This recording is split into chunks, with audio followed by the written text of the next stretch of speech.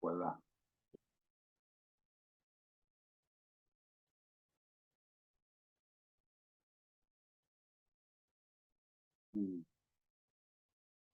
See?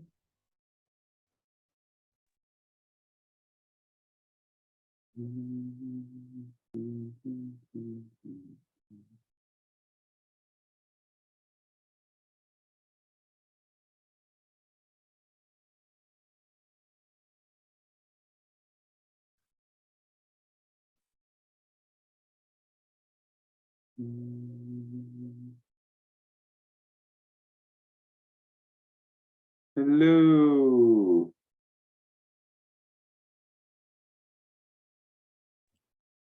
Hi. Good. You can hear me. Yes, I can. Okay, perfect. Is it just us, right? No, they're going to join slowly. Good morning, Viv. Good morning. For me, it's evening. For you guys, it's probably morning and noon, depending on where you are in the States, right? I'm Yeah. 3 a.m. in Australia. Ah, the discipline type. The southerner. All right.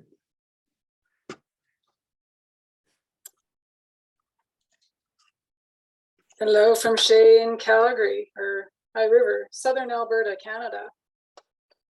Nice. Southern Alberta is nice. It's like it's almost British Columbia, right? Like weather-like. It's not too cold. You guys are closer to the border with the States, so you don't freeze to death in the winter. Yes, we do. Hopefully I'll be going to Vancouver Island in a couple of months to spend the winter there again. It's very nice.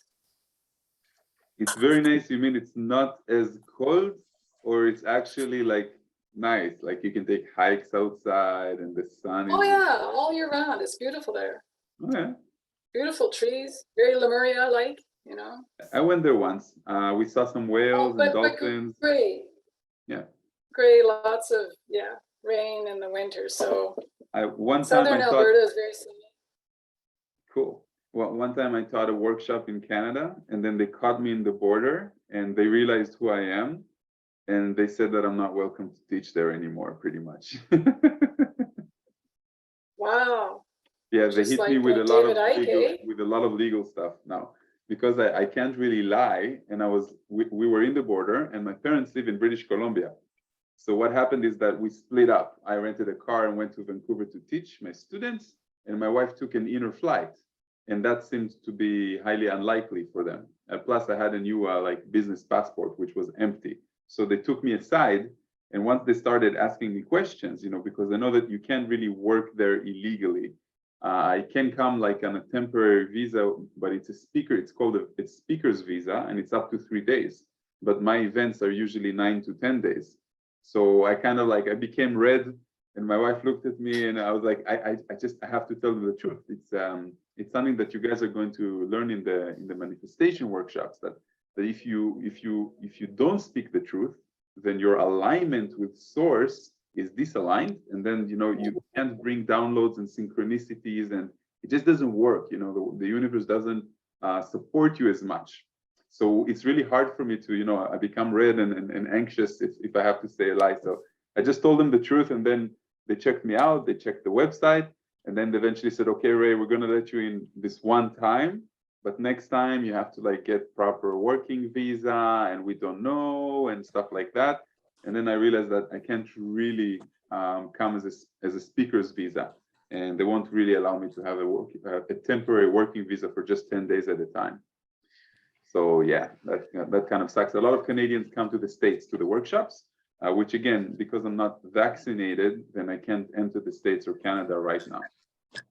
Yeah, and I pretty much can't leave for the same reasons. Yeah. Really? But they told me that the citizens now can leave and come back. Well, I can leave, but then coming back would be difficult, right? Because you I have to mean, go into these like hotels and special places and wait. yeah, and I won't.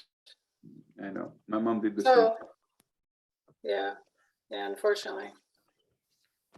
I All right. really wanted to do this. I really wanted to do this course live, and I'd been waiting for that. And I was going to do it in 2023, hoping that all of this would have blown over by now. You But guys are then the my only soul ones. said, no, you have to Only do it now. Canada and So the here US I are am. the ones that are waiting. The rest of the world opened the borders. Nobody's getting checked for vaccinations, and I don't know. Yeah, they're coming down even harder here in Canada. Still going strong with that. Because the Canadians don't fight back as much. I know. We're so nice. You're very polite and you do what you're told usually. Yeah. So I think Anyway, good to this is be here with everyone. what I see. We have 7 people out of 14. I do record this, and this is not a mandatory meeting, but it's more like a preparation, an intention, what am I looking forward to, some recommendations and stuff like that. It will take about an hour. We can have some discussions that are not about the actual, I can answer some basic questions, but I want you guys to keep the process to the process.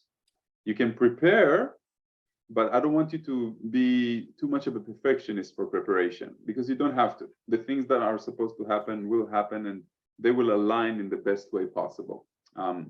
So the idea of the preparation is first, so you guys can kind of like meet me. You already kind of corresponded with Grace, and I explained to you the differences between Grace and myself when we teach and what we teach and stuff like that. The idea here is that in 2 days' time, you guys are going to begin the Raw Food Week. The Raw Food Week teaches us 2 things, because the most difficult things about becoming a breatharian later on are society and ourselves. Because we are still Westerners, we are still, we're very spiritual, but we are still living a normal type of lifestyle. We have a job, where some of us are married, have kids, we have relationships, we have responsibilities. So we can't really be the type of people that are going up to the mountains for years and years, or that seclude themselves from society.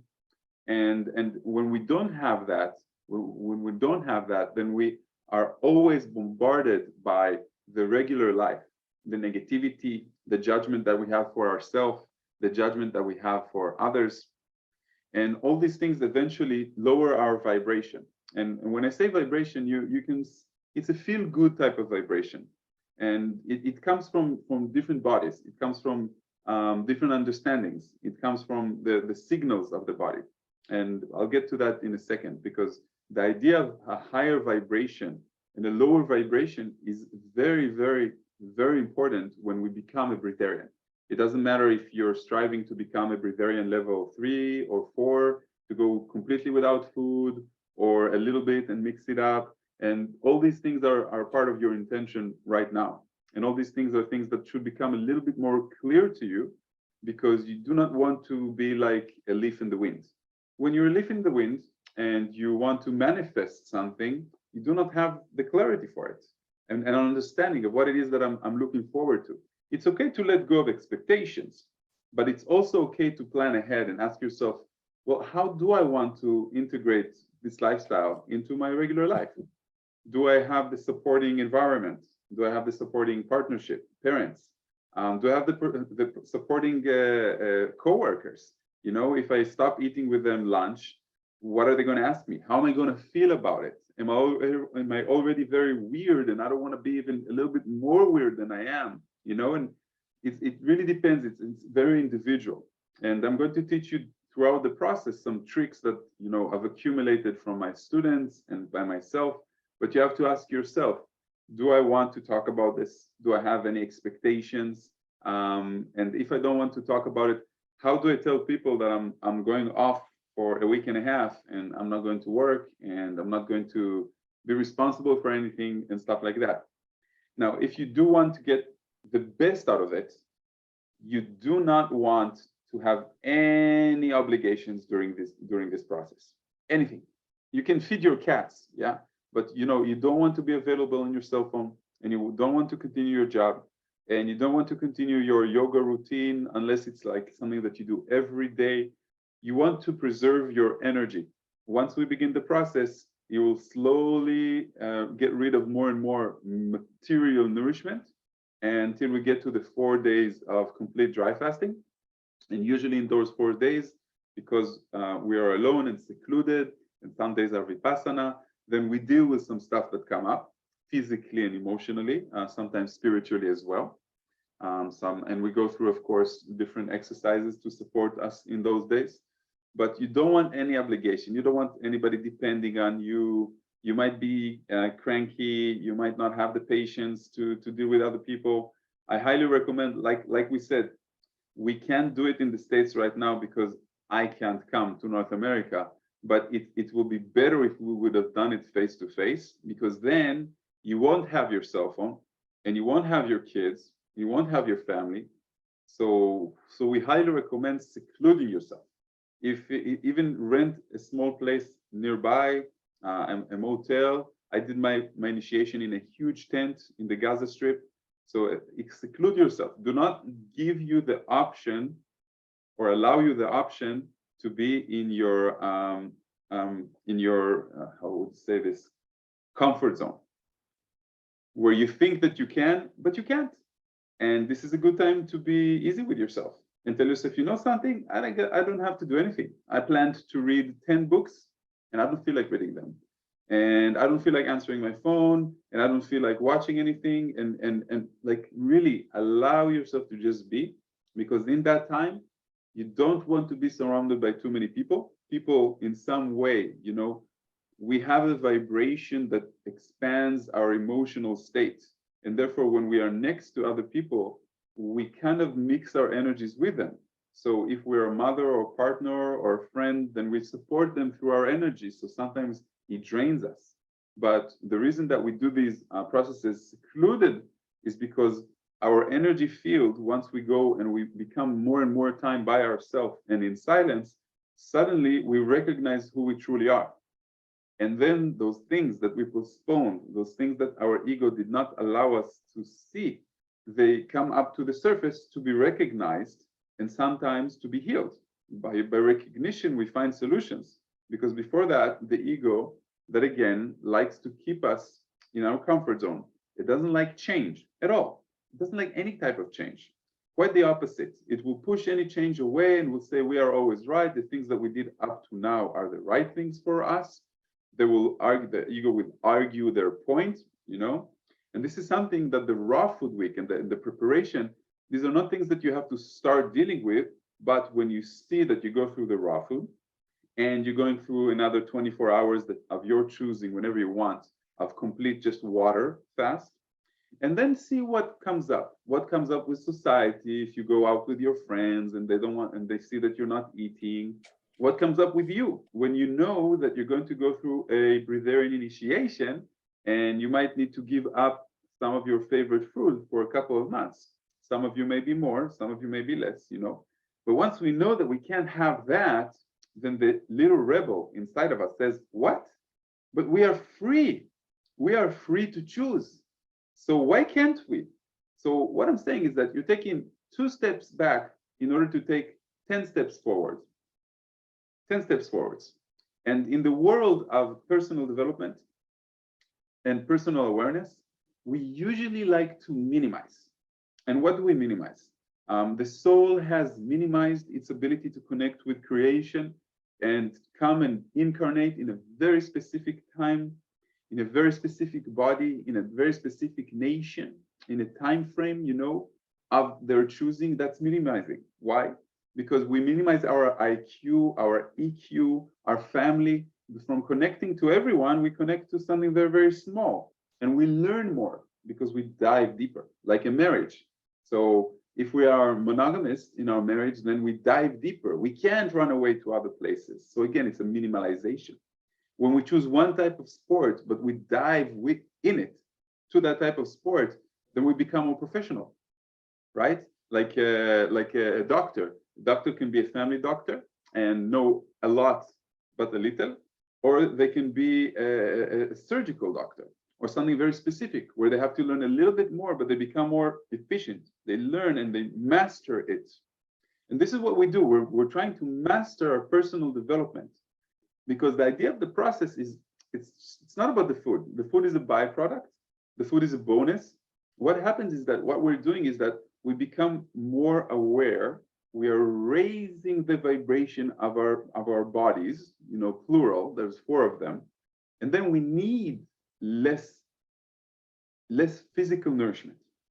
It happens almost automatically. Some of you are going to notice in the 3rd day of the dry fast. I don't want you guys to expect, but this is something that happens. Statistically, more people feel more energized in the morning after. The 3rd day is considered, the 2nd and the 3rd day are considered the hardest. And after that, there's like a little shift. It's like the body actually recognizes that you intend on continuing with the process, and it's really about intention.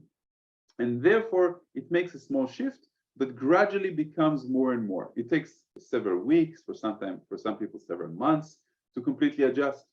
You can be weak in the beginning. It depends. It really depends on the individual. It's about our age. Those people that are in better shape usually have an easier time than other people that are less in shape. It depends on what you aim for. So some people are very afraid of losing weight, and then they start losing more weight. And some people are in complete surrender. So whatever will happen, will happen. And you will see that the more surrender you have, the more you understand that the universe has actually sent you to this very unique group of individuals. Because once again, I have about 70,000 followers on YouTube. That's not a lot. The things that I teach are very, very advanced. They are for the light workers. They're for the people that are already open and already good, and they're looking for what's next, what's even more for me to experience. Oh, mind over matter. Oh, energetic body. Because there is a recognition with me, and some people told me that it's because of some souls that have come from other dimensions, other civilizations where they do not depend on food that much. So they recognize that they miss that. And then food becomes more like this weird thing that we have to eat, and we're dependent on it, and it hurts our freedom in some way. So it doesn't make sense to us that much. And therefore we're striving for minimalism, like being a monk. That the monks usually they remove their hair. Usually they have one name. They have the same type of orange cloth. Minimalizing. No woman, no man. Minimalization. Why? So the outside world and circumstances will not affect us at all, and it will all be our own choice. The things that are going on in our mind, becoming more and more self-aware.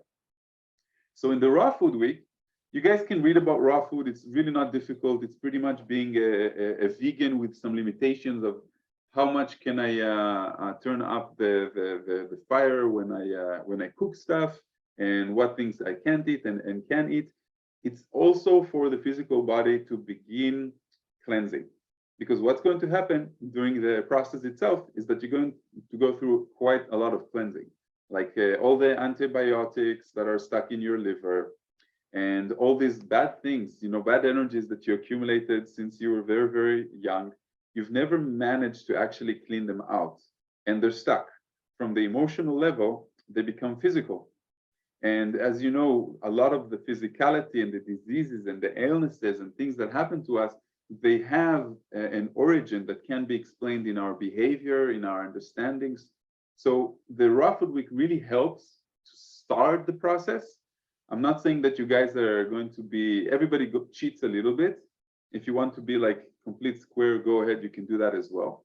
The idea is that I remember my raw food week, it was like 2 salads a day, and I lost a couple of kilos as well. But the idea was not to think about the food anymore. And once I started, once I put my intention on starting the process, I understood that the raw food is really the beginning of the whole thing. It's the preparation phase. And what can you do in the preparation? You ask yourself, why am I doing this? What am I going to get out of it? What do I want to experience? Why Ray? Why breatharianism? Why prana? Why through energy? Why do I make it difficult on myself for a while? And what am I going to get out of it? Because usually, the biggest athletes in the world and Olympic medal gold winners, And those who climb the Everest, they practice and they surrender and they understand that through repetition and through learning from other people that have walked a particular path, we can learn much more and we can gain much more. So that's the things that we need to ask ourselves. And usually in the first day, I tell you, the biggest question is the simplest question. Am I happy? And what type of things are fun for me? And these are things that you're going to ask yourself, why don't I do that enough? Why do I have 90% of the time that I'm awake? I'm always obligated. If I don't like my job, I'm obligated to do it because I have kids, I need money, I have obligations and stuff like that. And then when I come back, I watch Netflix. And why don't I do more of the things that put me in a higher vibration with myself? You know, for me, it was more art, sports, writing books, making my YouTube channel, you know, things that for me, it's very individual. For me, these are things that are immediately when I start doing them, I feel that higher vibration, that connection, that excitement. And it's really simple to define. When I'm excited, I'm like a little kid. And, you know, I connect with the little kid that is inside me. And everyone has these things. So in the raw food week, the preparation week, ask yourself, can I do more of these things? And why don't I? I just need a reminder. Am I a grown up now and I can't dream anymore about the things that is the best of life behind me? No, of course not. Life is what we make of it and we can change it. And a lot of people after the processes, they make quite, you can say, brave and difficult decisions, and they change large proportions of their life from the way they live, or sometimes partners. And it's really about stopping the suffering, because the suffering is what we make of it. The difference between pain and suffering is that the pain is a given. If it's emotional pain, something happened, you know, we got fired, someone dumped us, we lost a friend, that's a given. Suffering is what we make of that pain. So if you have somebody that's always sick and then they talk about it, look, it's a winter time and I always got a running nose and I get a fever and it's cold outside, and they keep complaining, they're emphasizing the suffering part. Yes, it's cold outside. How are you going to deal with it? Are you going to take your hands out, you know, and tell the cold that I'm resistant to you and everything's going to be okay, and then your body will accept it? Or are you going to go out chilling, freezing, putting your hands in, you know, in warmer parts of your body and complain about it? And so that's the difference. It's about the attitude. And when you do a process like this, it's about your intention. Where do you have your intention? And one of the things that I ask people, especially in the beginning, is how long do you intend to do the dry fast? The minimum is 3.5 days. Some people do 5, some people do 6, some people change their mind. But the number that you aim for, which will be given to you, you know, the first number is usually the one that you can do, and the ones that your higher guidance, if you want to call it, tells you to do. And some of you felt 5, some of you felt, oh, maybe I can go even longer, and some of you are like, wait, I'm afraid, maybe I should do the minimum. And I did 7 in my initiation, and I did 8 on television, and I did 10 by myself. And other breatharian guides and other breatharian students, they also play around with it. So it's just a number. If we set our mind for 4 at day 3, right, we're going to start asking, maybe I should, you know, maybe I should drink with everybody else in the water ceremony. And some of you did this, right? When you say, okay, the whole week I'm going to meditate once a day. And then comes day 5, you're like, I did 5 straight days, maybe this is good enough, I can cheat the 6th day. And this is where discipline comes in. Ask yourself, what is discipline? What is discipline for you? And when you are disciplined in one area of your life, you can easily become disciplined in other areas of your life. So it's not about 1 hour exercise every day. It's the small things. Can I remember to brush my teeth twice a day? You know, because I know that in the future, my teeth will be healthier and I will see the dentist less. Can I meditate or exercise 5 minutes a day? So it's not about the meditation. It's more about creating a practice of doing something in routine 5 days, 5 minutes every day, for example. So it's really about you. What is your intention? And the definition that I really liked that I heard about discipline is preferring the future over the present. So imagine discipline in your diet. So you come to, I wouldn't say an event or a wedding or something like that, but somebody made something very, very good, and in that particular week, then you don't think of it, you're trying to have a strict diet. If you became a vegan, vegetarian, or if you're just lowering your carb intake or stuff like that, and then are you going to let it go? Because everything becomes an excuse, right? Oh yeah, my mom doesn't come and visit every day, and oh, my friend doesn't have a birthday every day, and oh, the neighbor just made a very big cake and they decided to offer that to us as well. This doesn't happen every day. Everything becomes a celebration and an excuse. So where are my boundaries with myself? What can I say no? Can I feel comfortable saying no to some opportunity? Because what we're going to understand is that food is basically emotion. When we are feeling sad, depressed, bad, when we don't have the time to work on ourselves, what happens is that we turn towards the fridge or that cupboard, the special cupboard, the one that has all the sweet stuff, and that becomes a bandage, a temporary bandage for us. Ask yourself before you eat in this practice week, am I hungry? And bind yourself to a rule that says, I will eat if I'm hungry. And so before you eat, ask yourself, wait a second, am I eating because it's lunchtime with my colleagues? Am I eating because it's 7 o'clock and I'm used to eating with my partner? Am I eating because I need my kids to see that I'm eating with them? And this is something that happens to me now as a breatharian, because they stopped eating because we did not have this routine, and we had to solve it in different ways. So ask yourself, am I pleasing other people? Ask yourself, how would it feel to go out with a friend to a restaurant or a coffee place and not eat with them, maybe drink, and they're eating in front of me? And it's not about the way that I'm going to feel about it, it's the way that they're going to feel about it, because people feel very uncomfortable eating by themselves. And we can we can tell them the story that we just did with their initiation, and for a couple of months that we're not going to eat. Maybe we can drink some juice with them or something like that. But you have to understand that some people are not going to accept it, and it will be hard for them to embrace the fact that while you are doing your thing and you're escalating because you're doing something that is very exciting for you and different, and you've been called to do it, they have not. So it's kind of like a couple of girls that one of them looks prettier than the other, and she doesn't like the fact that one of them is prettier than she is, and and all these guys approach her at the bar, and it doesn't make her feel good about herself, and she doesn't recognize it because she's not as self-conscious, but she makes the other girl not feel too good about herself as well because of that. And people do this quite a lot. People just they will throw their crap at you because of their fears, especially again because you're doing something that is very unique, and they're afraid that you lost your mind and that your food is everything for them. Why food? Food is fun. Food is why we're living. That's what they keep on saying. So you say, I'm not giving up on food, I'm just decreasing significantly, and for a while I'm not going to even eat with you guys, and explain it in a harmonious way. And again, you can show them some of my videos, you can show them the television experiments that breatharians like me did, and it still won't make sense because you're in a different place.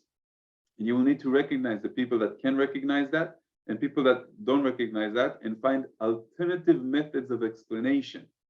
For example, my father is an Orthodox rabbi, and I had to explain to him through different stories from the Bible where people didn't eat, different saints that only had one type of fruit tree, and they meditated for days and sometimes months, or through saints and through angels, or through a connection with divinity that comes from cleansing ourselves in Yom Kippur and in other times that people actually fast.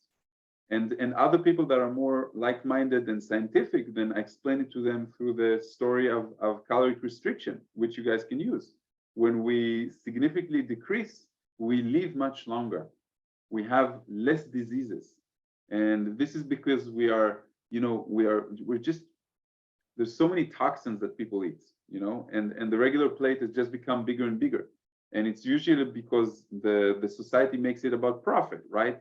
Sugar makes more profit because people get addicted to it, so they consume much more. And all these things are not necessarily healthy for us. I'm happy to be in a Mediterranean country where, you know, fruits and vegetables are more abundant and cheaper, so people here are a little bit healthier. But the stress in Israel is what ruins that health. You know, it's the opposite. It works on the spiritual body and it decreases the vibration. So consider this.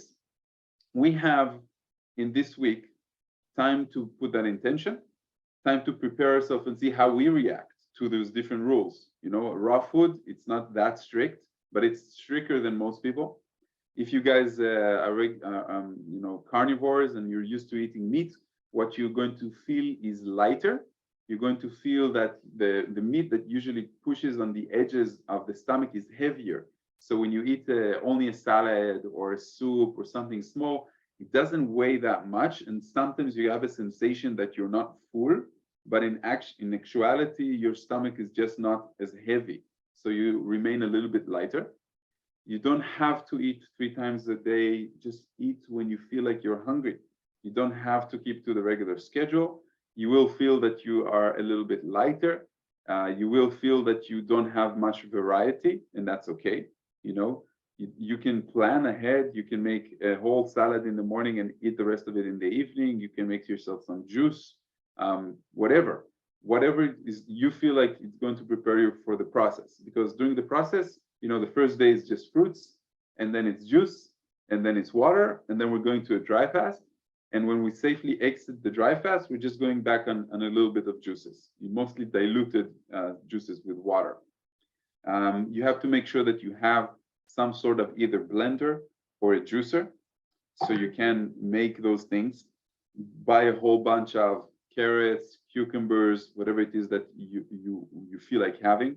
There's absolutely no need to think about the vitamins and the minerals or whatever it is that you're missing in that particular time, because think about it like a deep detox that you're going through. You don't want the body to get anything from the outside, just a little bit. You want the body to begin the natural healing process that it wants to undertake to bring your chakras back into alignment on the physical body.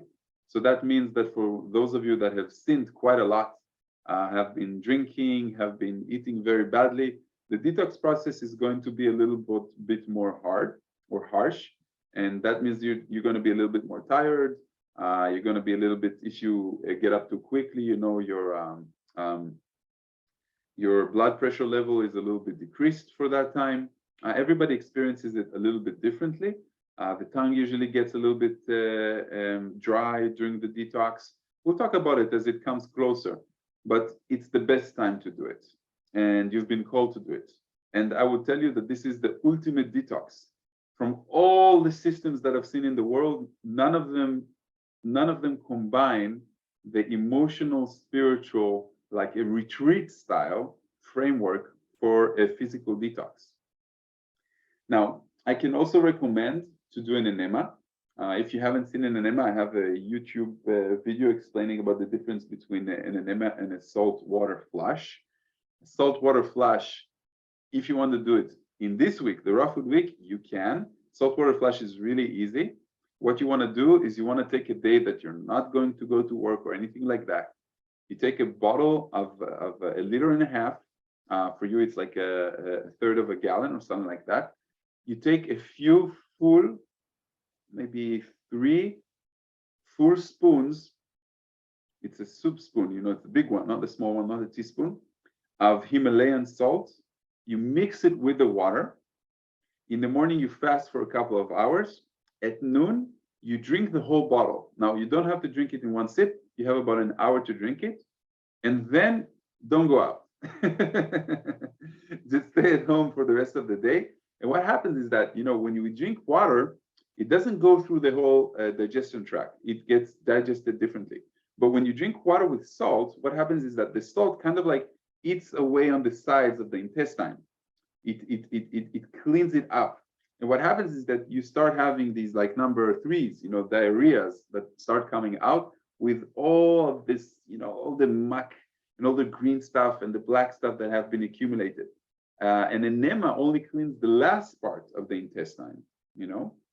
but the saltwater flush just flushes the whole system. So it's a good preparation.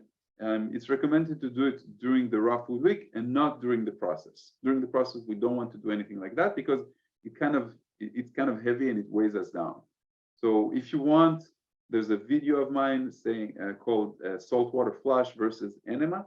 A very, very simple system. Just remember, you're going to need to be closer to the toilet for a couple of hours after the enema. So stay at home, do it with your friend, do it with your partner. You know, it's always fun to do it together. Okay, so the 4 bodies. I kind of like, I here and there I talk about the 4 bodies. And the idea here is that we're trying to rebalance ourselves. So it's a physical process, yes, but like the 4 chambers of the heart, people that are in disharmony with one of the energetic bodies, they immediately feel it. And we're going to have a special meditation to show us, you know, which one of our bodies needs more work. So the physical body, we're very aware of. We see it in the mirror. We think that we need to provide it with proper nourishment and some sports. That's the idea of how we technically nourish the physical body. The people that are in better shape usually have a high vibration in the physical body. The emotional body is bound with the physical body. So when we are emotionally deflated, depressed, then we will become tired and ill maybe. So they're very connected one with the other. And the emotional body is usually how much do I let my emotions control me versus how much do I control my emotions. It doesn't mean that I need to control, saying neglect or suppress my feelings, but when it comes to being depressed and overly giving them, emphasizing them too much, making them more than what they are, and not controlling them as much. So like when we go on a rage, or when we get pissed off too much, and stuff like that.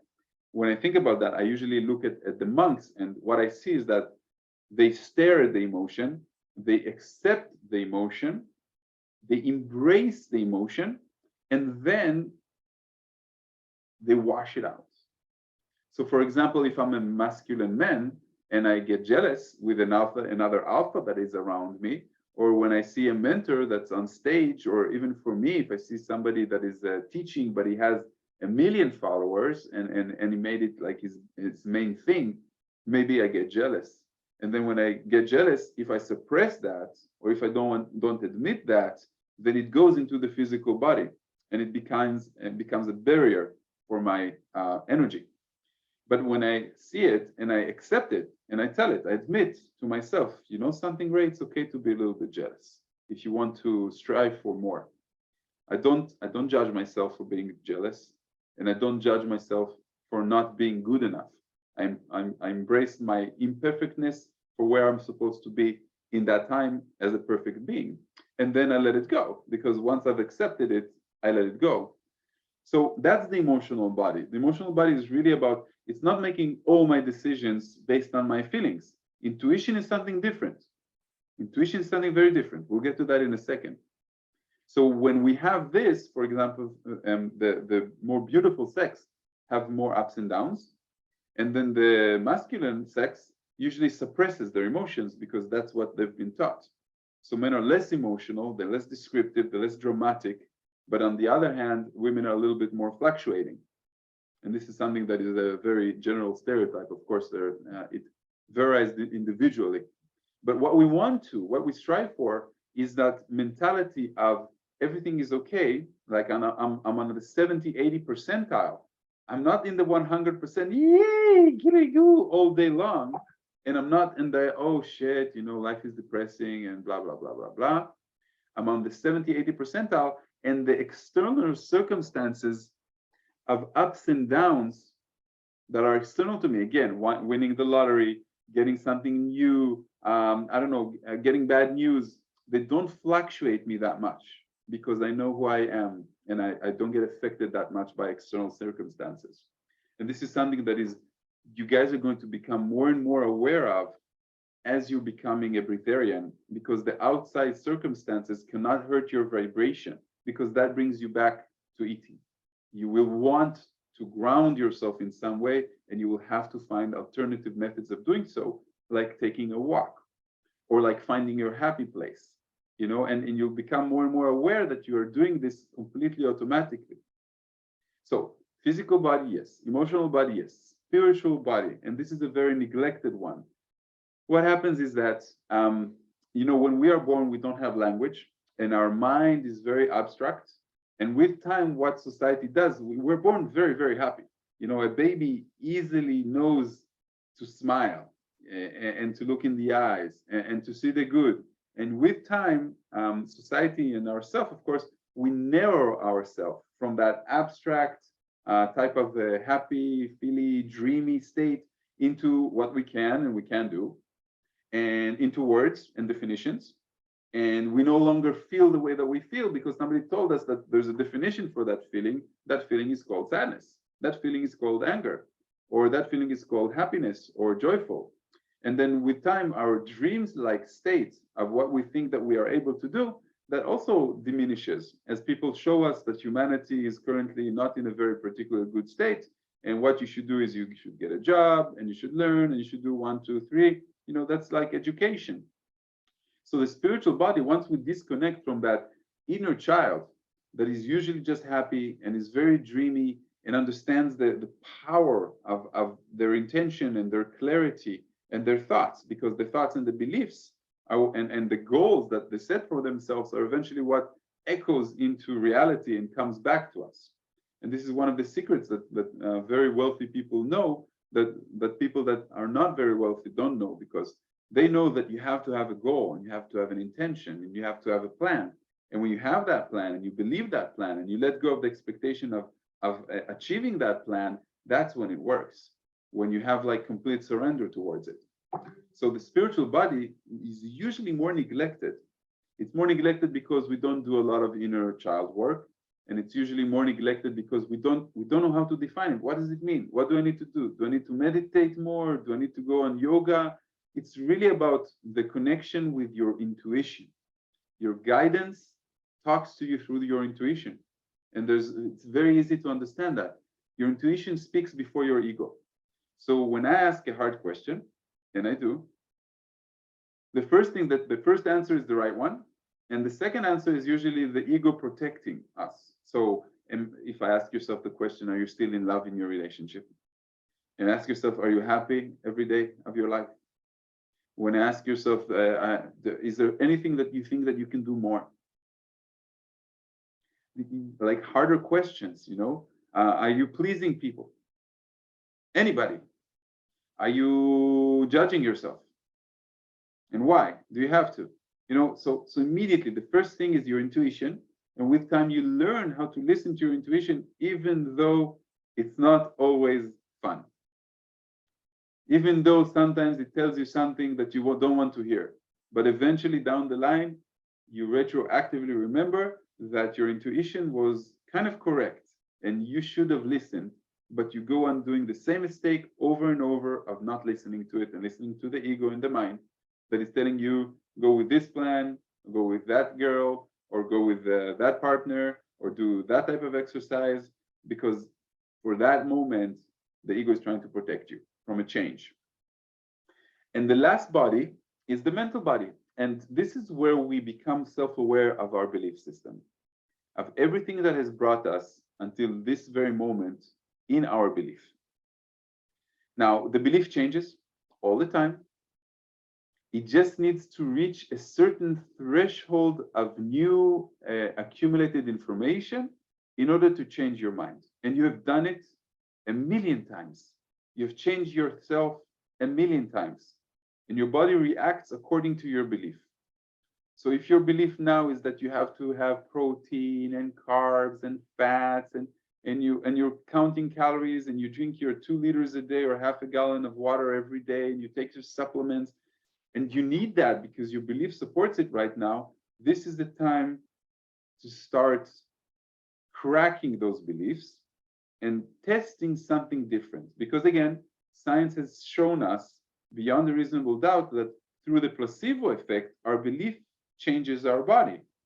And we have seen that people survive more than 3 days without water because it's not just that they believe, because they had to. And they didn't survive going to the hospital. They just didn't need it that much. The body doesn't require that much water when you don't give it food. It needs the water to clean out the food and to talk, because this system is always very, very wet. And there's many, many things, and to cool, to keep the body, and the heat and the cooling system also needs a little bit of water, for example, when we sweat. But the body knows how to adjust, and the body changes according to the belief. So that's the first thing that we learn, the belief. How do I change my belief? Through repetition, through learning, through showing myself that I'm going through a process of 4 days without water, and I'm going to make it because 1,000 people before me made it. There's just 1,000 of my students, I guess tens of thousands of different breatharians or people who did, the Indians, you guys call it the Native Americans. They also have a ritual where you go 3 and 4 days and you do a vision quest by yourself without any water, under a tree, without any clothes for 4 days. So it's something that has been done in the past. Now you want to show yourself that you can do it as well. And you want to stretch that belief through moving outside of your comfort zone, because that little place around your comfort zone, that's where we learn and develop much more. So that's where we expand ourselves, right? When we are in our comfort zone, we tell ourselves, something, this is nice, life is nice, but we don't really feel that we're developing. So like a muscle, it either grows or it atrophies. It doesn't stay. The same thing with human beings. When we are exactly where we are, we don't move and we don't shift and we don't change anything, not our perception, not our life, not anything, we kind of feel like there's something missing, because we came for the adventure. We came to learn, to expand. It doesn't matter if we do it, in a pace of a turtle or in a pace of a bunny, but we do learn and expand almost every day. And when we stop, when we get stuck, that's when we kind of like feel like life has lost a little bit of its taste. And that's why we usually learn. There's times in our life that we learn a lot and we test ourselves and we check out different workshops and different mentors and we read. And there's times that we stop and we learn, we kind of interpret and take those things that we have learned and see how they fit with our life. And then again, the nice thing about it is that we're always like constantly like going up in these like 2 days back, 10 steps forward, 2 steps back, 10 steps forward. Eventually we go up. That's why we have wisdom, with our years. We become smarter with time. But we can choose the bunny, and you chose the bunny. This is the bunny. Process with Ray, like this, I'm a pusher. I try to push you to your limitations. And we also do the Wim Hof method, ice baths usually in the processes, if you guys have a friend that has like a freezer for that. Like we want to push ourselves in order to learn what happens when we go beyond. Now, it doesn't mean that right after the process, you guys are going to stay breatharian level 3s or 4s forever. It means that you've experienced something that is way beyond your comfort zone. And now when you come back to your comfort zone, eventually, you're going to have a different mindset and a different belief about what you're capable of doing. So if your intention is to stop eating for a couple of months, that's great. That's what I'm going to recommend to you as well. And when you will go back to eating, some of you will eat once a week, some of you will eat once a month, some of you will snack something small every evening. Everybody is going to be very, very different, but you will not come from the attitude of needing. You will actually feel less and less hungry the more we go into the process. Some of you are already feeling less hungry because you're just preparing yourself for the process. That's the power of your intention right here. And you're going to sleep a little bit less, and you're going to dream a little bit less, and you're becoming more and more self-aware of your habits.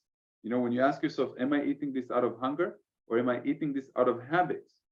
And you will see that most of the time it becomes out of habit, or because I'm doing it with somebody else. Do I need to take dessert just because I'm in a restaurant and every couple of weeks I go out to a restaurant and it's an occasion? Or can I skip it? Can I practice my no muscle a little bit just to have a little bit more discipline? And if I chose yes, I will not judge myself for going with the yes. It's okay, because if I judge myself, then I'll take a bigger piece of dessert and I'll eat more. It's a psychological effect that's called, it's never one cookie. Once you broke the cookie barrier, then you always take another cookie. You're never satisfied with one cookie. And it happens to everybody in different ways. And it's true. So it's about not getting to that one cookie. It's about not having sex that one time with your ex. It's about not going back to smoking one time, because that eventually opens up the door. So it's the control of doing those things, stopping yourself from doing those things before, I'm talking to young people and older people, and I'm just trying to give you some concrete examples from your life where you've allowed those things to happen. And then what happened is that, again, it's never one cookie. You just opened the door to the negative options, and you went into a cycle of, oh, I already allowed it. Oh, I ruined my rules. Oh, I feel kind of bad about it. Oh, comfort. And then again and again and again and again and again and again. Just goes in a cycle. So we talked a little bit about the 4 bodies. We talked a little bit about the raw food. I'm going to give you more about the schedule. I will reveal the schedule a day or 2 days in advance. First, I want you guys to plan the initiation itself. Don't have your own schedule, okay? There's a workshop with me in the morning, usually in the evening. There's some meditation. There's some time with Grace. There's some time, a few hours here and there for yourself. I want you guys to reserve it for yourself. No Netflix, no TV, unless it's like something inspiring for you, or some podcast that you saved, or a book that you wanted to read and it's sitting in your library for 10 years now, and now is the time. Because everything becomes so much deeper when you're reading it, when you're working on yourself. When you let go of the cell phone, okay, give it to someone, close it. In the processes, the in-person processes, we take the phones and we put them in a box for a week and a half. That's how much I want you guys to let go of electronic detox. Okay, no Instagram, no girls dancing on Instagram and TikTok, and no Facebook friends, and no events, and no, am I missing anything? You're not missing anything. Okay, the world is not missing you. You're not missing anything, quite the opposite. You're going deeper into yourself, and when you come out of the initiation, you will notice that nothing has changed except that you have changed a little bit. And your perception changes about the world. And I want you guys to know that it's okay to be excited, and it's okay to be a little bit fearful, because it's something that you're doing for the first time in your life. And everybody's going to survive it. And we're going to do it together. And we're here to support you through this process, through these conversations, through sharing circles that we're going to have, through the WhatsApp group that you have with Grace. I'm here on emails as well, and I'm here to answer all your questions when the time comes. And I'm sure that you're going to have lots of questions, but just take it every day in the same day. And you're going to notice that the process kind of breaks to like 2 thirds. The first third is kind of like I'm coming back into myself from reality, and I'm forgetting about work and relationships and stuff, and I'm kind of like getting adjusted. If you guys ever did the Vipassana or you did a retreat, then usually there's a couple of days that you're kind of getting more and more grounded. The second third is about the dry fast, and it's more about awakening a spiritual dormant body. And the third is more about integration. So I've finished the dry fast. I'm feeling good. What am I going to take out of this? What did Ray manage to teach me? What have I learned myself? What did my guidance teach me throughout this process, and why I did it? So how do I take that and I incorporate those things into my life right now? The faster I incorporate it and see it, then the easier it will get. It will be for me down the line. So it's kind of like these 3 things. What else can I take you? Can I tell you? It's really good to be in a comfortable area, wearing comfortable clothes. It's good to have a kind of like your smell becomes a little bit more accurate. I don't know how you say that in English. So to have nicer smells, or to buy scented candles and stuff like that. You will want to wash almost every day because it's fun connecting with the water in a different way. You will want to avoid any conversation with people that drain you from energy. That includes people that are close to you. You can tell them, if you need an excuse, just tell them that you're going to like a yoga retreat, or you're going away for a week, spend some time with yourself. If it's too odd for them, make something up that is not a lie. Just that you're taking time for yourself to rediscover something. You can tell them, you can show them me, you can show them my channel, you can tell them that there's a lot of people that did this type of initiation. You want to change your relationship with food, that's also okay. A lot of people do that as well. So it's really up to you, If you do plan to stay at home, then maybe make one kind of room for yourself where your partner, your kids won't be allowed to come in. So sort of like a seclusion room, but also prepare yourself because there's a day and a half of Vipassana where you're not allowed to talk with anyone.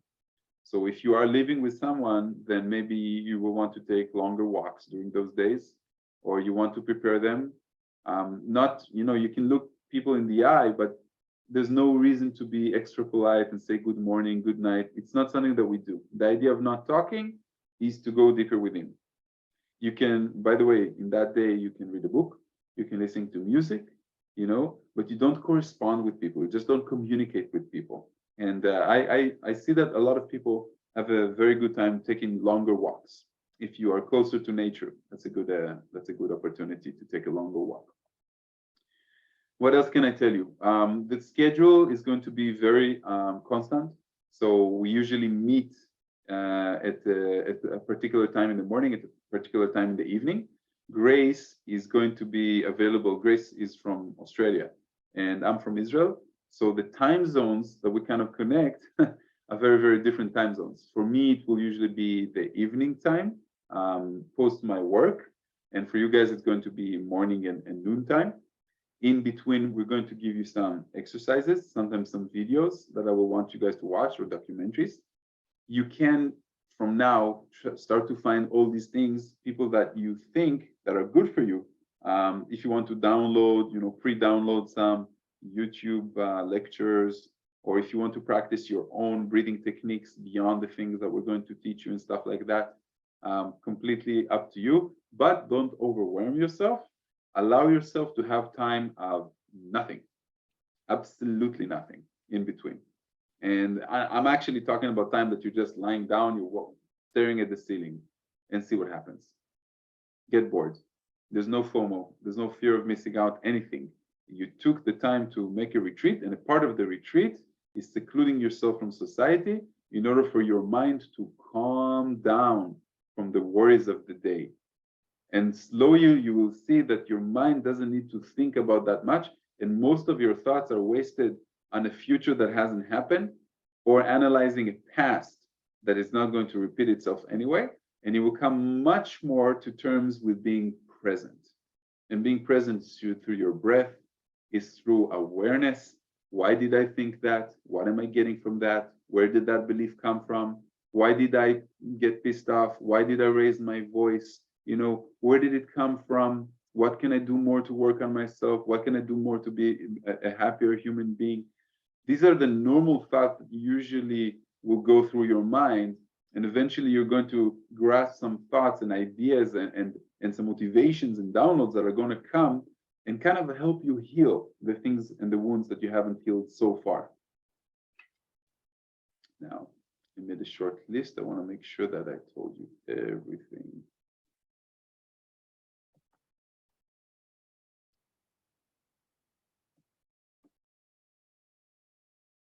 All right. All right.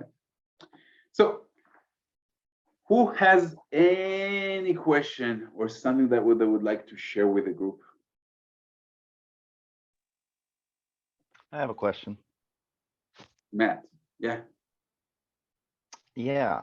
Well, you mentioned raw food for the week prior, and something in the reading or things that I went through, I had the impression that it was a all fruit juice thing for that week. Does that matter? It's basically raw. Well, what we have is like the heavier substances have a less of a detox kind of I don't know.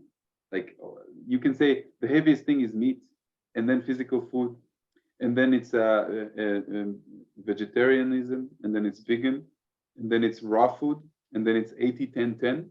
and then it's fruits and vegetables only, and then it's fruits and vegetables only through juicing or through blending. So it's really where you want to fit yourself. The idea of the raw food week is two things. It's the physical body preparing itself for the detox. And then again, the lighter you're going to take it, the easier it becomes later on. And the second idea is, how I deal with myself and society and the little rebel that is inside of me when I put even the easiest type of rules for myself, which is changing my diet. So raw food is raw food. It's right in the middle. But if you want to take it lighter towards the juicing and blending only, you can do that. But it will be a little bit more difficult.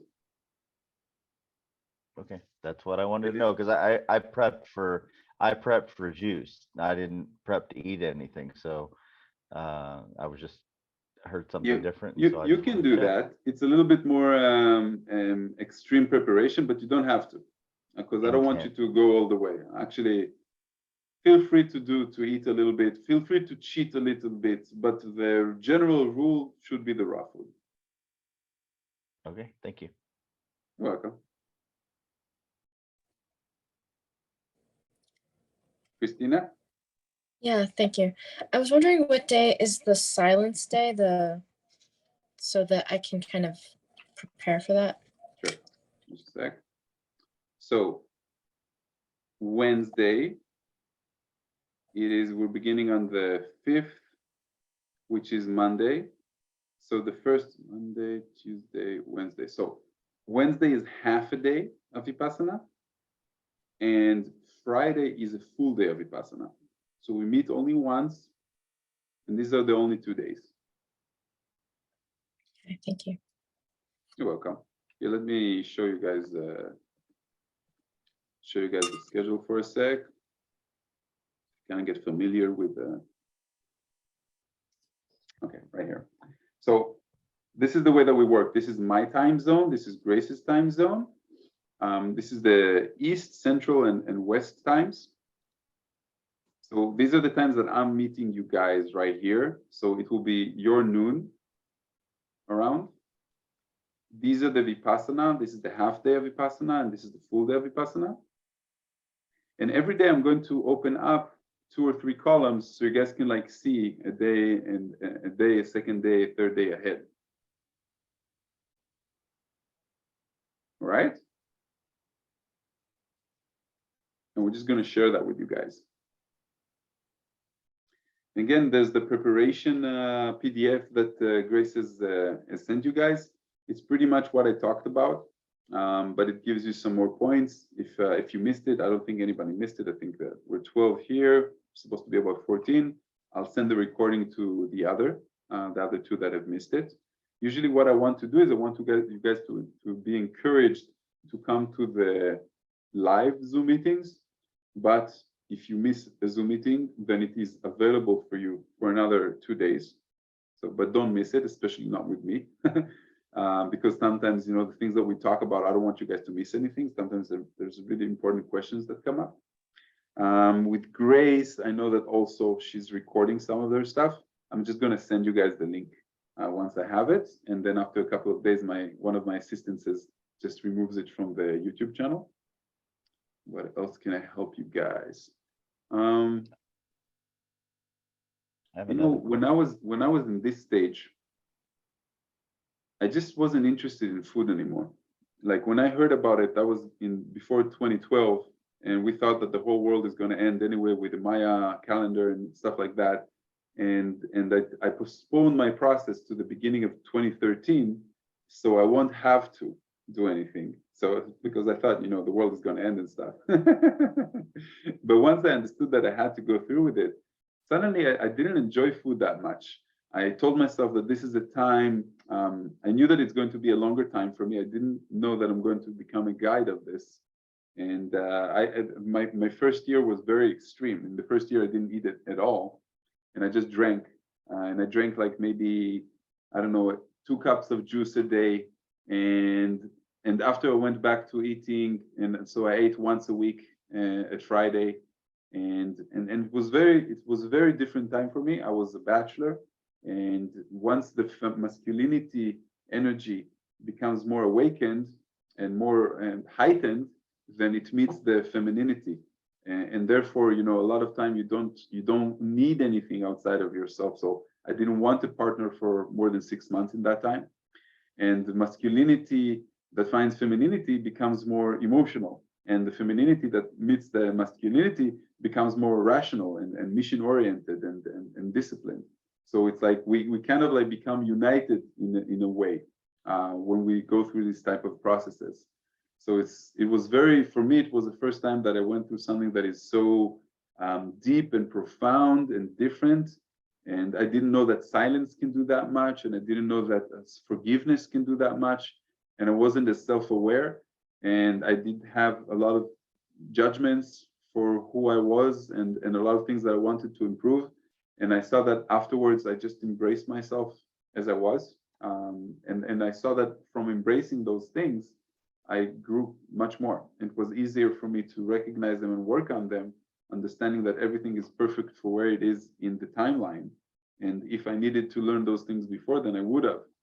And then when I loved myself more, then it was easier for me to love other people and accept other people in society. And even with all this shit that we see around the world, I've seen the beauty of the clock and how the clock really works. And it makes people much more relaxed when they reach that type of state. And we're going to talk about it quite a lot, because I'm going to teach you the spiral dynamics a little bit more and show you where you are and where you're going to be and what the difference is and where we kind of get stuck, you know, because as long as we're learning, then we are striving for something. And sometimes we get stuck. We get stuck with the burdens of the world, with judgment of ourselves and others, with not seeing the clearer path or overthinking things. Everybody's very different.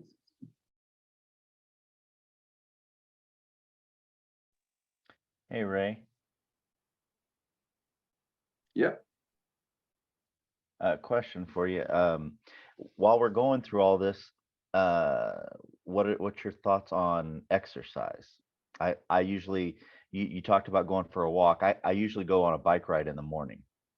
If you're very used to it and it's not bad for you, do it. But in the 4 days of dry fasting, you might not have that much energy. So in those days, just to get the blood running, I would say just walk a little bit and reserve your energy. But in other days, if it's your routine and you're used to it, then it doesn't take that much energy out of you. Okay. Have you, and this is definitely premature, but and it's probably different for everybody, but I've fasted up to like 28 days and biked while doing it. You know, nothing extensive, maybe like 5 miles or so, something like that. But I'm planning in October, the end of October, going on a long bicycle tour, like about 1,000 miles. And I was really curious what my body could do with between now and then in all of this, as far as being able to gather energy and do that without food. So I'll give you an example. I have a student that is very similar to what you described. He's called AJ, and maybe actually I'll have him come talk to the group. And AJ is the type of people, he's like Forrest Gump. You know, he goes on a run and comes back a month later. So what happens is that I'm really serious about this. He did like this 50 mountains run. He ran through 3 pairs of shoes, you know, in one run for a couple of weeks. They stop, they sleep, they snack something, they continue. And he did the process. And he found that because he was in very good shape before, he found that when you run a marathon or when you do these like 1,000-mile bicycle tracks and stuff like that, you get into a point where you don't really nourish yourself that much from food. You know, it's like when you're going on a hike and you don't feel like eating much, but what you do is that you snack these small things that have high energy in them and stuff like that, but you don't have these like heavy meals anymore. So he found that the prana or the breatharian lifestyle is something that people like, it's a state that you kind of like reach. It's sort of like a vibration, but if you don't practice it regularly, then the body just uses it for a little while and then it dumps it. What you want to do is to get into that state for a very long time. And then the body gets used to it, and then it becomes like available to you to come back to it but not from I need it as much as before. So you lose some weight, you stabilize yourself, you start gaining even weight, even when you're not eating that much. A couple of weeks is usually not enough to reach that. Usually it takes a couple of months. It depends, it varies between individuals. But I have seen people that after 2 weeks after the process, they go back into their regular exercise routine. But it's very individual, like you can't really know. But if you tell me that you bike, every day almost, and it's your second nature, maybe it will be. Okay. But I can't promise it. It'll be a fun experiment. 1,000 miles sounds like a long trip. I've done 3,400 miles with 1 meal a day. I don't like to eat while I'm biking. I just don't. And so, so I was just curious about it. So I guess we'll see. Yeah. I wouldn't make plans for a month around that. Usually it takes a couple of weeks, and then you kind of understand more. In the beginning, there's like anticipation. You guys have the Zoom meetings, the integration Zoom meetings, and then some people lose some weight, and some people are a little bit less energized, and others are flourishing. And you're like, why are they flourishing and I'm not flourishing? And maybe it's not your time yet. Maybe you need another week. Maybe you need a shift of mind. Maybe you need to do something that your guidance told you to do, but you're not doing it, and stuff like that. But you will notice that usually it takes just a couple of weeks and people go back energy-wise, they go back to the same energy that they had. I have a question. The regular retreat includes 3.5 dry fast diet. How do I know if I need 4 days or 5 days of dry diet? Nobody needs more than that, but usually there's a few reasons that you do it. First is that you never really have the option of doing it like in a group setting like this with a guide. So you say, something, 3.5 days went by, I feel good. Why not continue a little bit more? The second is that the detox does continue, but the minimum that you need is 3.5 days. So the detox does continue. So some people say, fuck it, I already went through 3.5 days. Why not continue a little bit more? And if I feel okay, then I feel okay. Your throat is going to be dry just as much on the 4th day as on the 3rd day. So it's my recommendation to continue, but that's the minimum that you have to. So the parameter is how do I feel in these days? If I feel great after the 3rd day, I can do 1 more day, but is necessary or? It's not necessary, but the parameter is not actually how you feel, it's how much you're guided to do so. So I will tell you, just ask your guidance, close your eyes, ask how many days should I do in the beginning of the process, and you'll get a number, and that's usually the amount of days that you should do. Anything else is the bullshit of our mind that interferes. It's our fears. Maybe my body can't handle it. Your body can handle it. We went through the original process was 7 days. In the beginning, there was a preparation raw food week, and then you dive into 7 days by yourself, no guidance. You talk to your guide once a day for 5 minutes. He gives you a couple of exercises. That's it. So, and everybody survived it and everybody did it. So we're capable of more than what we think.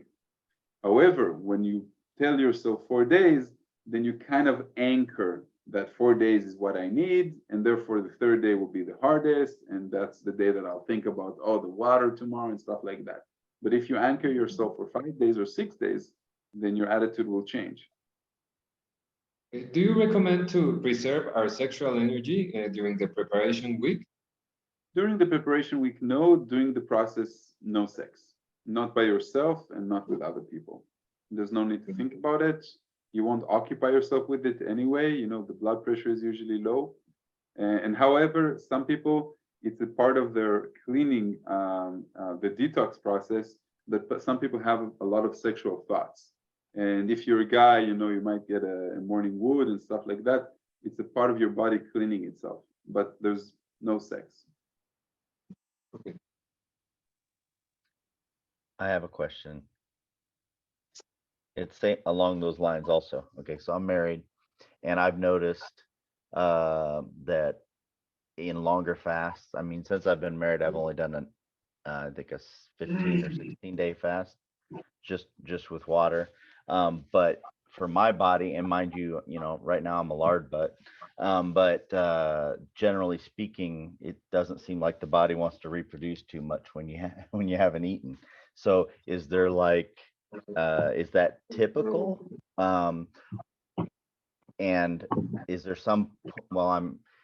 is there any kind of consistent some point where the equipment starts working mentally and all that stuff, if you continue this breatharian process and go on for a while? I mean, because you went through a year, so any thoughts? But you weren't married at the time, were you?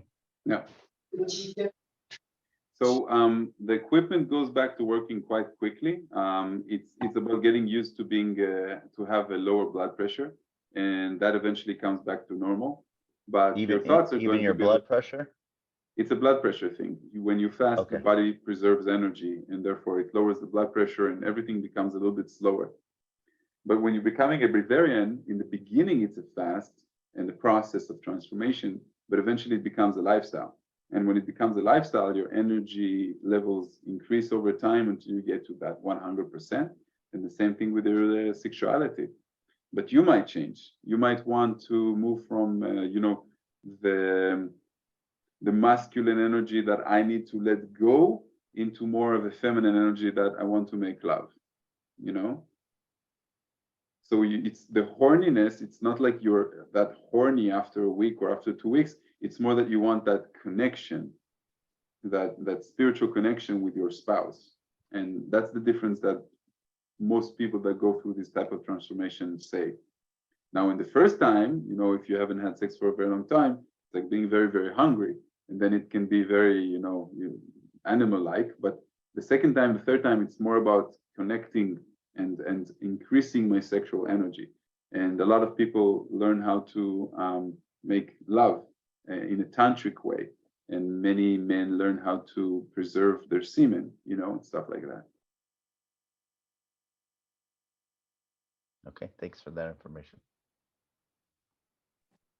All right. I'll take an opportunity if this is okay. Of course.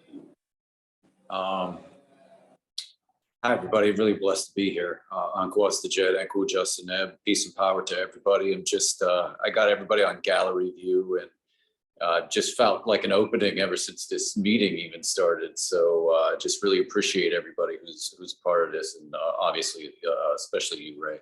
And so thank you very much for making this available. I'll just ask my 2 questions and let you speak on it. I know that during the practice and stuff, I've heard you talk about the Falun Gong before, and I wanted you to maybe compare that to what's known as like the 5 Tibetan rites, if you're familiar with that. And also, I know you made a video on it, but maybe you can refresh me or maybe go more in depth, the difference between the prana and the kundalini and how they interact with each other. So thank you. Sure. Well, first, the 5 Tibetans and the Falun Dafa are the 2 sets of exercises that I'm most connected with as a guide and in my processes. There were years that I practiced the 5 Tibetan, and there were years that we did the Falun Dafa. And here we do the Falun Dafa because it's an exercise of moving the chi within the body.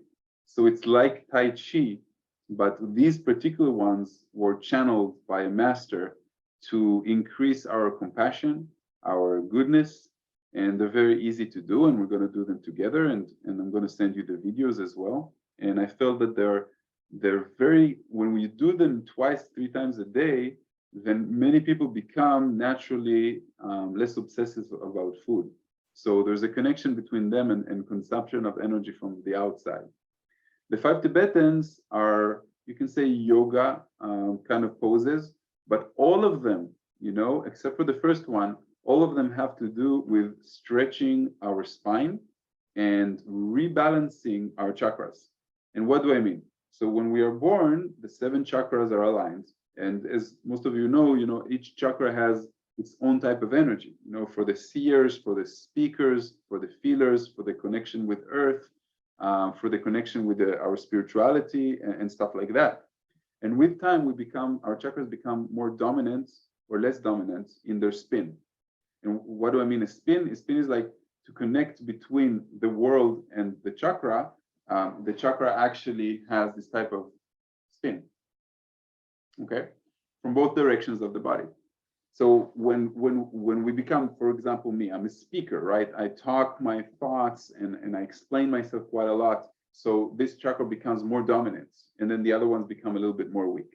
So the idea of the 5 Tibetan rites, if you take away the physical aspect of them, you will notice that all of what they do is they rebalance those chakras. And they were discovered because this guy was looking for eternal life and longevity, and he was traveling in the East, and he found a monastery where people were living way beyond 100 years old. And the only difference between them and other people were these 5 rites that they did in the morning.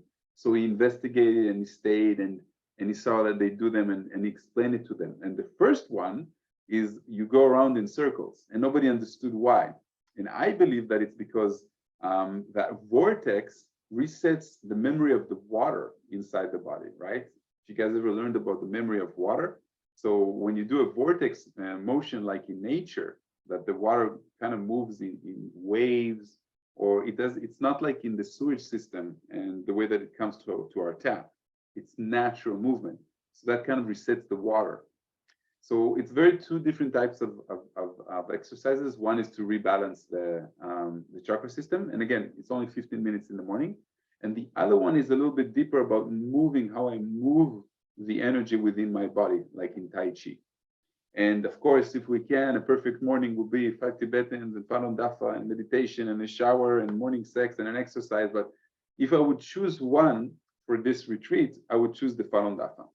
And I will introduce to you guys in the second day or the third day the Falun Dafa, and we'll do it together. We can discuss it, and I'll send you the videos of the master himself.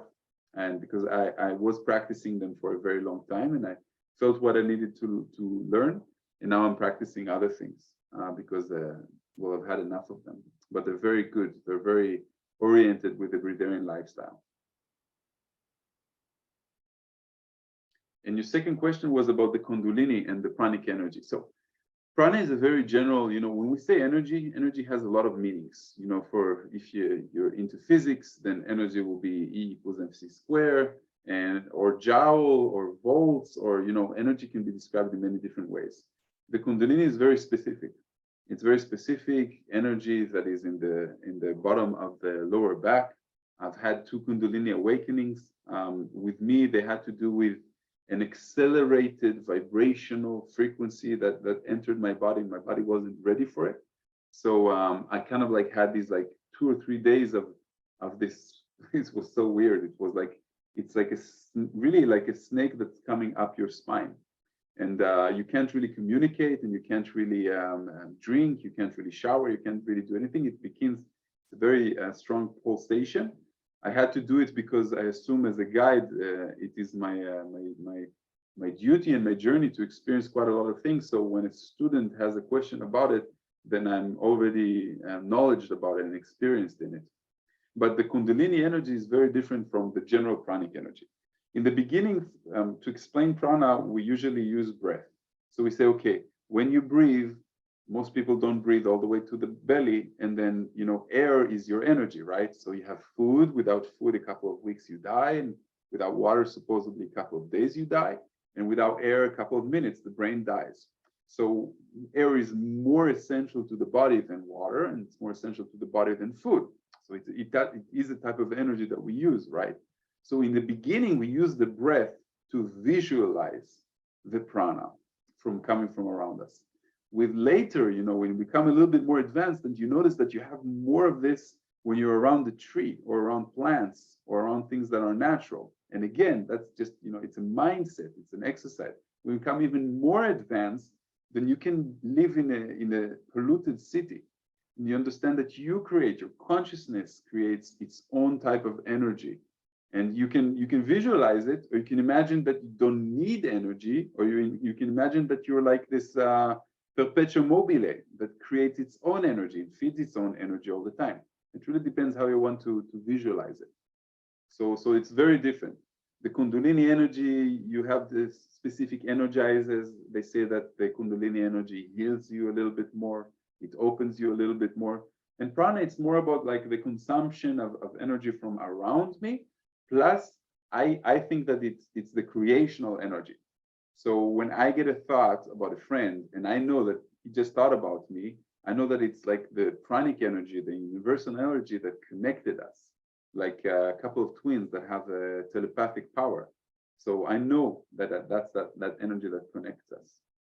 So there's no real connection between Kundalini and prana. It's like two different things from a world of abstract explanations. Well, maybe I can ask a little further then, because that last statement kind of threw me for a loop, because after you were right before that, I was kind of, the way that I was thinking about it, and it just came to me that, you know, because these kriyas that you go through, like I do that regularly. Like these things happen to me with certain practices that I have done, and just from that explanation that you just gave, you know, I've heard this in many different realms from many different persons, but you know, I'm trusting you through this process and appreciate your guidance here. But it's almost like, you know, that Kundalini needs food, if you will, and it seems as though that the prana can serve as food for that. But then you just said that there's no real connection, and so I just kind of I had a disconnect consciously. Why do you think that the Kundalini energy needs food?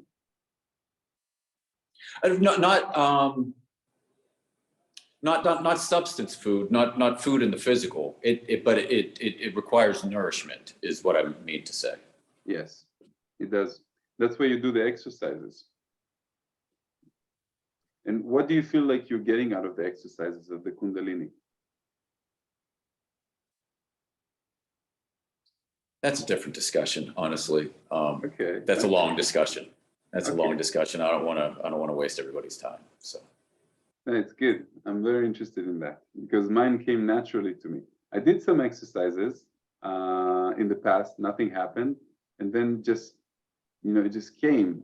And sometimes it comes well, it comes in different methods, in different ways. But for years, I haven't touched it. Ever since I became a breatharian, I kind of neglected anything except for Falun Dafa and you know, my type of sports and stuff like that. I've noticed that, you know, I strived too much to, I did, you know, before that, I did 3-hour meditations every day. And I did all these yoga poses and exercises. And I just, it was too much of trying instead of just allowing and letting go and seeing what happens. And understanding that so much of the Maya, so much of the illusion happens inside your mind. And you can shift something in your mind and you can get 10 years worth of meditation after that shift. You know, if you heal your relationship with your parents, or if you heal your relationship with your inner child. And so I let go of a lot of these things that I tried to do before. And you know what they told me one time? They said, you know, they said that if every 100th person meditates in the world, then the world will change. So I think that every, you know, 1 in 100,000 people became a breatharian, then I think that the world will change. I think that the people that become breatharian they elevate the vibration of the planet. And it doesn't have to be everyone, by the way. The body is not all brain cells, you know, it just needs to be a very small group that kind of initiates something like this. And then we take everybody else with us. And they don't understand what happens, you know, like in the Corona, in the COVID, a lot of people started awakening. Why? Because it was difficult. Because, you know, bad relationships started, you know, if the tree doesn't have strong roots, then it doesn't survive the storm. And people became aware that they've been lied to. So that kind of forced the world into a little bit more of an awakened state, as from my point of view, of course. So when we do that, we don't do it for ourselves. We think that we do it for ourselves, you know, mind over matter and cleansing the body and longevity and doing things that are, you know, radical. But we actually do it for quite a lot of other people. You know, that We have been called to serve in a different way. And that's why I like investigating this. It's not that the world is going to move into Breatharianism. No, no, no. It's a small group of souls that is investigating that for the general population. People are always going to need food. For a couple of 100 years, they're very dependent on food. You know, physical matter, physical bodies, they need that. So it's a small group of souls that is investigating something, an ability inside the Maya. And from that, for example, when I went on TV, the idea was not to get more people for Breatharianism. The idea was to let people know that the set of rules that people tell them that they need to live by doesn't exist.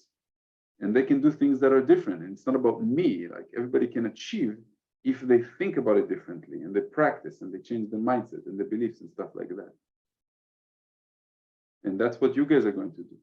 And after that, you will notice that you're taking the things that you've learned about self-mastery into other places, about money and about relationship and about your body and about different things that you need and you want in this very mundane experience as a human being.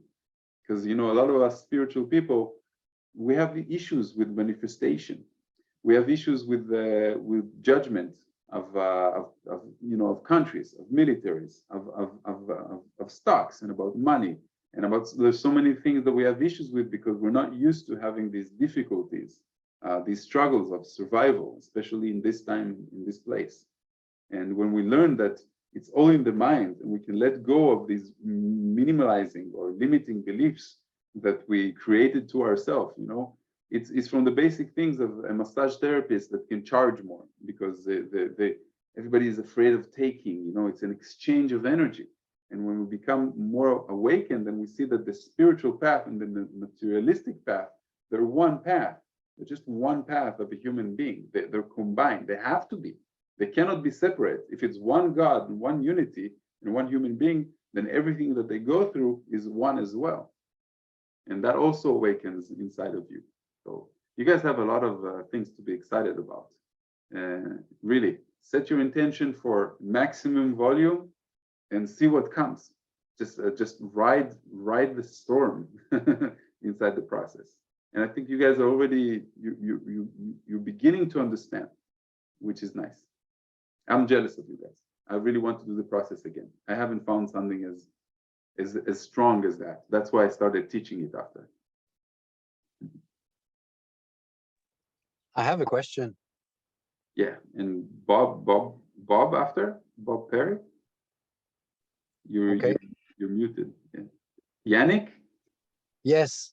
So I understand that the course goes on for 6 weeks after the initiation. What can we expect during those 6 weeks? Well, you have every week there's a Zoom meeting, and the whole idea is about a sharing. So yes, there's some basic instructions. The guidelines are not as strict. You know, you will be able to drink coffee and wine and things that are more liquid and stuff like that. It won't be as obligating as a lot of people think. But what is going to happen with you is a lot of things that are on a personal level. So, and again, you will notice that parents, siblings, friends, partners, colleagues, everybody deals with them a little bit different. Some of you are going to have stronger bodies, some of you are going to have a weaker body, and it will take some time. So it's really about going through this journey together as a group, because the power of the group is stronger than the individual. It's like exercising in a group or exercising by yourself. You have the support, you feel more normal, you have other people to share things with. And that's the idea of the 6 weeks. And the reason that we put the integration was, like, usually in the in-person processes, the integration costs more, and you do it with somebody else that's you can say that that's what they're made for. I'm made for motivating. I'm made for pushing forward. I'm made for leaping outside of our comfort zone. And afterwards, in the persistence times, you need a more feminine energy, an energy that is more listening and more understanding and stuff like that. So the integration, for example, you do with Grace. So I'm like more the masculine energy here, and Grace is more like the nurturing mother. And you will notice the exercises are different as well. And from my point of view is like, you know, I'm a veteran, and I used to have the belief that, you know, it has to be hard if it needs to be achieved. Today, I'm very comfortable. I'm much easier with people. Like I want you guys to choose how much you want to push yourself. Before that, I was like, stay up. You know, we're doing an ayahuasca ceremony. You have to stay up all night and sing with us. And now I'm more like, lay down, close your eyes, enjoy the ride, see what happens. And so it's really about that balance. And in those 6 weeks, I hope you guys can join all the Zoom sessions. Again, she will record the Zoom sessions. The more you come, even if even if you went back to old habits, come. Don't neglect the group. Even if you just listen afterwards, be with the group, because you will notice that you will have a lot of ups and downs. Some weeks are harder than others. Suddenly you have more energy. Suddenly you lose your energy. Suddenly you think that, oh my God, why haven't I done this for the rest of my life? And then, I don't know, you meet your son, and your son thinks that you lost your mind, and they're worried about you. And what they're putting out is reducing your vibration. And you think, something, maybe I should just go back and be normal. So you have all these mind games that are playing with you, and it's really good to share them.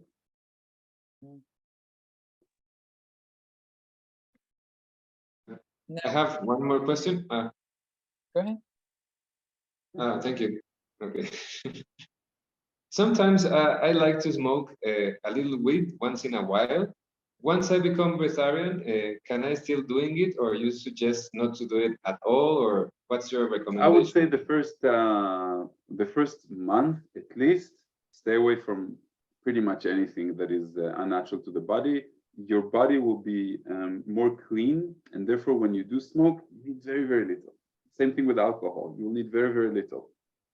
But when you do, just gradual go back into the habit. But be aware, weed usually comes with munching. and that is something that you need to be aware of, at least for a very long time. You need to know yourself, If you know that munching, usually we make bad decisions, and you don't want to do that. You don't want to ruin the process. A lot of you are going to take at least 6 weeks without any food. And munching is like you eat everything. It's like the cookie paradigm multiplied by 100. You take the cookie, you eat the jar. You take the cheese, you eat the box. Thank you. Bobby, is that your name? Yep. Yeah. Is it a good idea to journal through this process to kind of record your? Okay.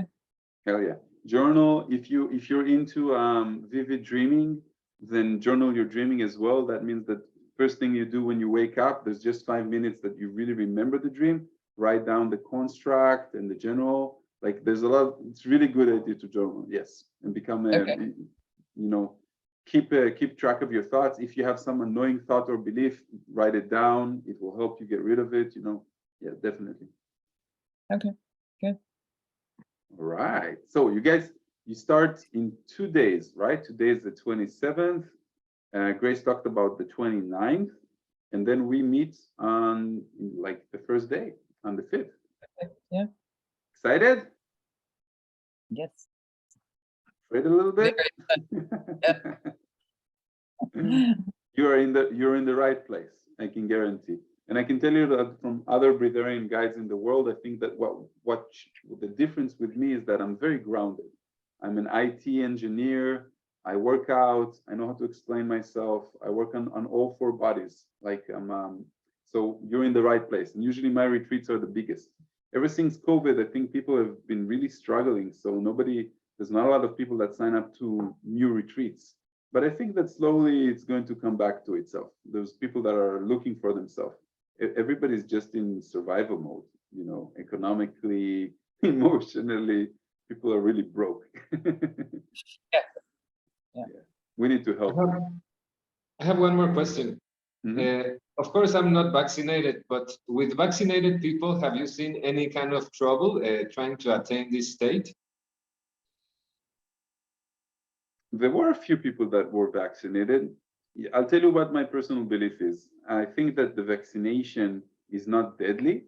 I think that people that are in a high vibration, just like we're healthier because we vibrate higher than bacteria and viruses and most common diseases, then I think that we also vibrate higher than the vaccination. In other words, I think that if people are afraid of the vaccination and what it's going to do to them, it's going to do something to them. But if you're not afraid of it and you don't go into the conspiracies, and I'm not saying the conspiracies are right or are wrong. I don't know if there's like nano robots there or it's going to degrade your conscious level and stuff like that. I didn't take the vaccine, so I haven't seen a big change with friends and with colleagues and with students that have done the process. I do know that the more you think about it and you're afraid of it, the more it will impact you. But once you say, something, I already did it, my body, won the war and it's beyond me, then I think that we can easily, just think about it like air, think about it like water that we drink. You understand? So it's more about the way that you perceive the vaccination than the vaccination itself, like food. Yeah, but the graphene is still in their bodies, even if they have good thoughts about it, right? And we don't know what kind of secondary effects they're going to have the next years. I don't know. I haven't seen the effects yet. Like my wife is also in the same idea, and she told me that in 5-6 years, then most of the population will die, and I'm waiting for the weak ones to start. I'm waiting for that thing to see if it will happen. I want to buy a house eventually. Real estate prices will go down, and half the population will die. I'm waiting, but I'm telling you again, check your beliefs, check the facts. Don't check, even if 10 doctors said something online, check what you feel intuitively. Because I feel like I could have taken the vaccine and I don't feel like it would have affected me. I believe more that it's a money thing than it's a control thing, control of the population. Because I think that there's other ways, easier ways to get rid of the population. Through war, through bad medicine, through the water system. There's so many other ways that we can do that if we wanted to do that. So maybe, I'm not saying you're right, I'm not saying I have an opinion about it, but I'm not seeing people dying in the rate that they said that they should be dying. Not yet. Thanks. All right, guys. I'm gonna let you go. If you have any more Can I ask one last question? Yeah. May I? Yeah, we'll do one last one. No problem. I'm just curious, by being a breatharian, did you develop any sort of psychic abilities or even paranormal capacity like clairvoyance or even telekinesis or anything of the sort that is outside of the norm? I'll tell you what I've noticed. First, what I've noticed is that there's less barrier between you and your true self. So your natural talents increase significantly. For me, my natural talent is putting information together and diagnosing it and kind of learning how to explain myself better. For others, for example, one of my other friends that became a breatharian, he was a talented musician. Now he's a super musician. And there are people that open up clairvoyance, and I feel like more intuitive than ever, if I want an exercise, I close my eyes. I say what I want, like some of the exercises that are brought down on the visualizations, they were just brought down to me. I just know that they're going to come when they need to come down. But I haven't developed any telepathic abilities or anything like that. I can tell you that my connection to the field of infinite information is stronger, and that's where the downloads come from. And that's also because I gave up thinking too much, like overthinking. I just go on stage, I start talking, and the things that need to come out, they kind of come out. But it's very, very individual. Some people reach a higher state in meditations, so that sensation that you are not thinking, it comes like in a couple of seconds. And I don't know why that happens when you become a breatharian. Maybe because we don't have food that weighs us down. So it's very individual. I haven't met anybody that opened up, started moving things around with telekinesis yet. I would love to learn. I think that if I see one person actually doing it, then I will immediately know that I can do it as well, and I will, find the methods of doing it if I see it. Yeah. I think that if you want to be successful as a breatharian, you usually want to learn to monitor your emotions. because through your emotions, especially analyzing the negative emotions, you learn more to be soft and patient and accepting and loving and in harmony. You know, any emotion, from I yelled at my child to I got impatient with somebody standing in line at the supermarket, to, you know, anything like that. And when you analyze it and you see where it comes from, as a breatharian, you will have to act upon these things and accept them less, because they will hurt your vibration. You know, that state of mind that I'm talking about. If you become too much, if you have too much negativity, if you don't like your job, you won't have the energy to sustain this lifestyle. You won't have the patience to deal with explaining to individuals. You won't have the rules set to yourself, because you will want comfort in the evening when you're by yourself, and you'll find comfort like you found it in the past with food. And if you won't find alternatives. So you learn, you teach yourself with time, especially in the beginning when you're right after the initiation, there's like this momentum of motivation to live this lifestyle. In that time, you teach yourself how to become more aware of your feelings and what motivates you to become happier. Maybe you need more holidays.